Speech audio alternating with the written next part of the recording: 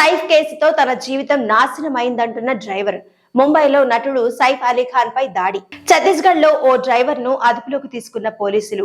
అతడికేం సంబంధం లేదని ఆ తర్వాత వదిలేసిన వైనం. కానీ తన ఉద్యోగం పోయిందంటున్న డ్రైవర్. పెళ్లి కూడా క్యాన్సిల్ అయిందని ఆవేదన. బాలీవుడ్ నటుడు సైఫ్ అలీ ఖాన్ పై దాడి కేసులో తొలుత ముంబై పోలీసులు ఛత్తీస్గఢ్ లో ఒక అనుమానితుడిని అరెస్ట్ చేశారు. అతడి పేరు ఆకాష్ కనోజియా. అతడు ఒక డ్రైవర్.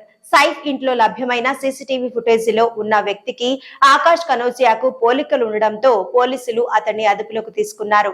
అతడికి ఈ కేసుతో సంబంధం లేదని నిర్ధారించుకుని ఆ తర్వాత వదిలేశారు. అంతవరకు బాగానే ఉంది.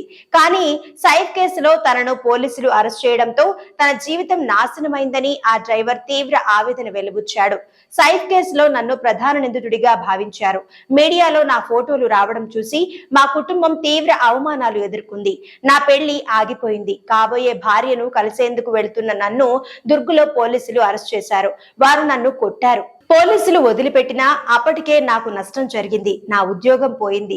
నాతో పెళ్లి ఇష్టం లేదని అమ్మాయి కుటుంబ సభ్యులు చెప్పారు. పోలీసులు చేసిన తప్పుకు నేను మూల్యం చెల్లించాల్సి వస్తోంది. సీసీటీవీ ఫుటేజ్ లో కనిపించిన వ్యక్తికి మీసాలు లేవు, నాకు ఉన్నాయి. పోలీసులు ఈ తేడా గుర్తించలేకపోయారు. అసలు నిందితుడు దొరకడంతో నేను బతికిపోయాను. లేకపోతే అన్యాయంగా నేను ఈ కేసులో ఇరుక్కుపోయేవాడిని.